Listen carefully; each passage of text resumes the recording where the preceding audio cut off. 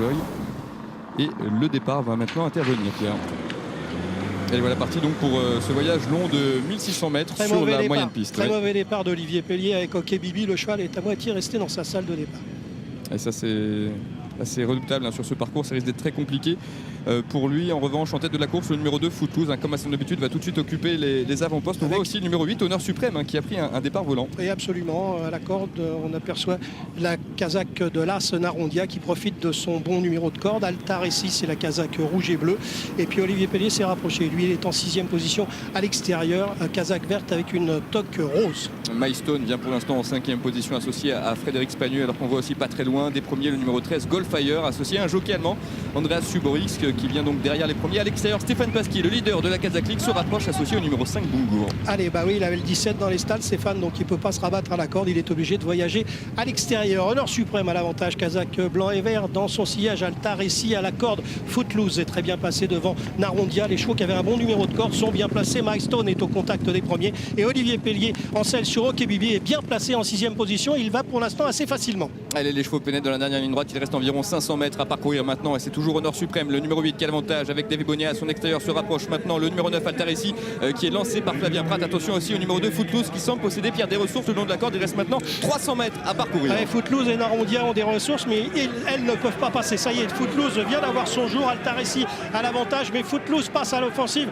à la corde alors qu'à l'extérieur ça fuse avec Bungur et plusieurs concurrents. Est-ce que Footloose va s'imposer? Ça va être très très juste. Bungur peut-être, non, le numéro 17 Parcouri devant le numéro 12 Milestone. Le 2 Footloose a dû garder la 3e place et pour les 4e et 5e places ils ont fini à 5 ou 6 sur la même ligne. Mais le numéro 17 Parcouri dont on n'a pratiquement pas parlé, pas couru depuis le mois d'avril. Pas couru depuis le mois d'avril.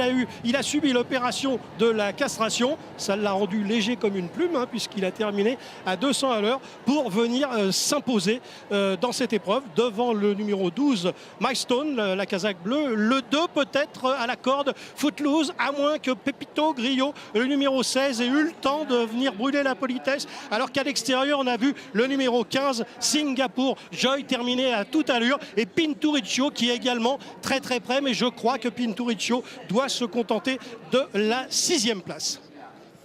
Voilà donc une superbe arrivée avec un rush final assez exceptionnel de ce numéro 17 Parcouri qui a vraiment fini en trombe, Pierre, parce qu'on avait l'impression à un moment donné qu'il ne pourrait s'imposer. Pourtant le cheval a réussi vraiment à rattraper les premiers. C'était pourtant pas joué d'avance. Ouais, il a mis un sacré coup de rein pour finir. Ce cheval avait gagné un gros handicap déjà en début d'année, c'était au mois de mars à Saint-Cloud. Ensuite il avait très bien couru ici même en terminant 6e et puis après on l'avait perdu de vue tout simplement parce que son entraîneur Philippe de Mercastel avait décidé de le faire castrer. Donc aujourd'hui il faisait sa réapparition après une longue absence, mais on sait que lorsque les chevaux ont été préparés avec sérieux par un entraîneur sérieux, eh bien la première course après la castration est souvent très très bonne parce que sur la fraîcheur le cheval court très bien. C'est beaucoup plus facile à dire après la course, mais si vous me l'aviez demandé avant la course, je vous aurais dit de vous méfier de Parcouri justement pour cette première course après avoir subi l'opération de la castration. Thierry Tullier, bonjour, félicitations tout d'abord. Est-ce que vous êtes surpris par cette victoire? Alors Thierry, vous nous entendez? Vous nous entendez, Thierry? Félicitations. Est-ce que vous êtes surpris par cette victoire? Surpris, oui et non. Je suis surpris qu'il soit aussi compétitif après un certain moment d'absence.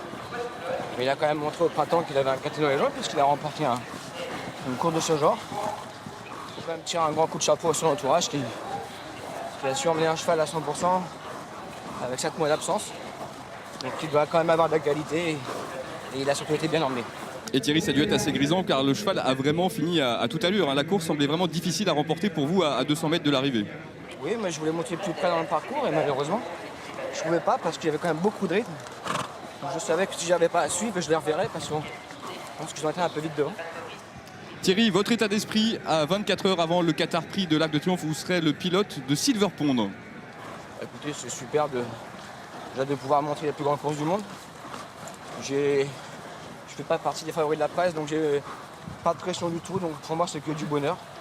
Le week-end a bien commencé, à 2 mondes de victoire. Donc espérons que ça va continuer.